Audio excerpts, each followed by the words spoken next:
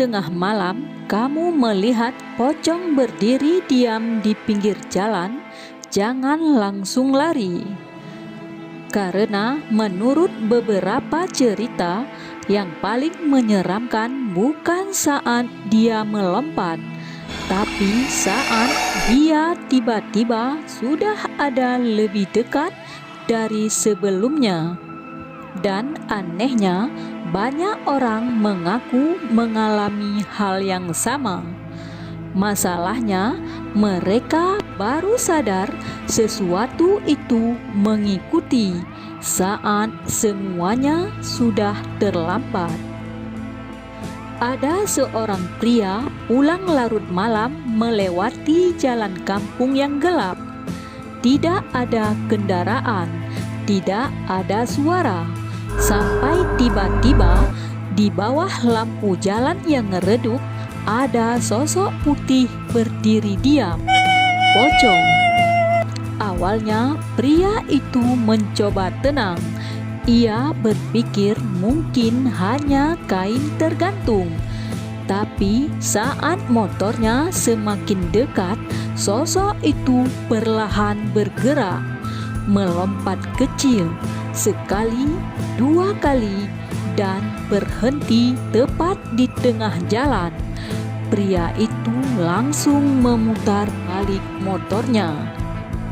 Namun saat menoleh ke kaca spion, sosok tadi sudah tidak ada. Dan tepat beberapa detik kemudian terdengar suara jatuh di belakang motornya.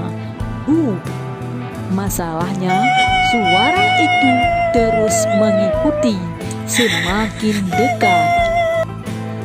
Kalau kamu mendengar suara loncatan di atas atap tengah malam, jangan pernah mencoba melihat keluar.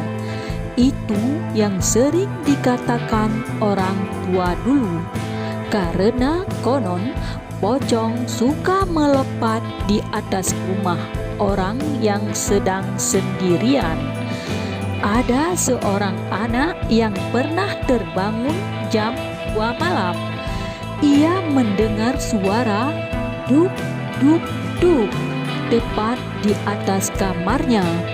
Awalnya pelan, lalu semakin dekat.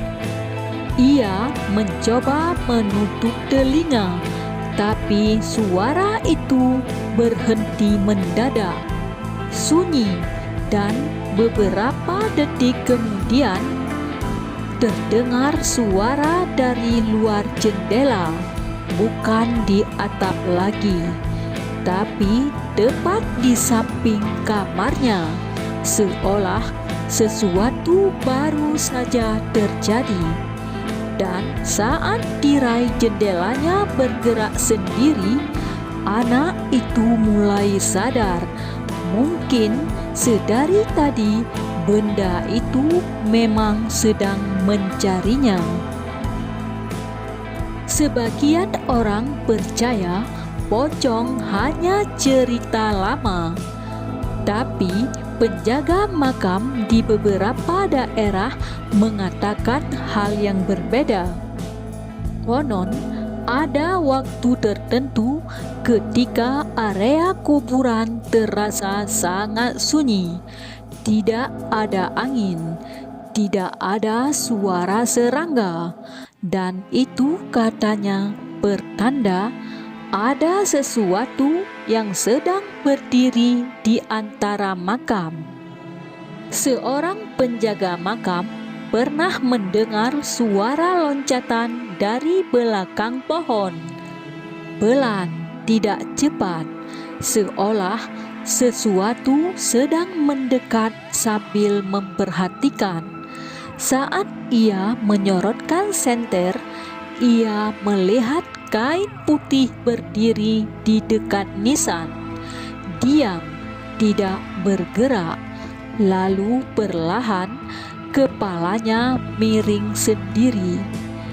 Dan dari arah kain yang menutupi wajah itu terdengar suara seperti orang tertawa kecil. Masalahnya, Suara itu tidak terdengar dari depan, tapi tepat di belakang telinganya. Ada cerita dari seorang sopir mobil online yang mendapat penumpang malam hari. Lokasinya dekat area pemakaman. Saat masuk ke mobil, penumpang itu memakai pakaian putih dan duduk diam di belakang. Sepanjang perjalanan, tidak ada percakapan sama sekali. Sampai sopir itu mulai mencium bau tanah basah. Semakin lama, bau itu semakin kuat. Ia mencoba melihat ke kaca tengah, dan saat itulah ia sadar penumpangnya duduk dengan tubuh terikat kain putih. Kepalanya menunduk, diam.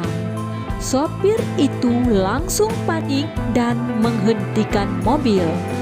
Tapi ketika menoleh ke belakang, kursi itu kosong. Tidak ada siapa-siapa. Masalahnya, sabuk pengaman belakang masih bergerak sendiri, seolah sesuatu baru saja melepaskannya. Sampai sekarang, tidak ada yang tahu kenapa cerita pocong selalu muncul di banyak tempat. Sebagian orang menganggapnya hanya mitos. Namun anehnya, cerita tentang suara loncatan malam hari, sosok putih di jalan sepi, dan bau tanah dari arah gelap masih terus terdengar sampai sekarang.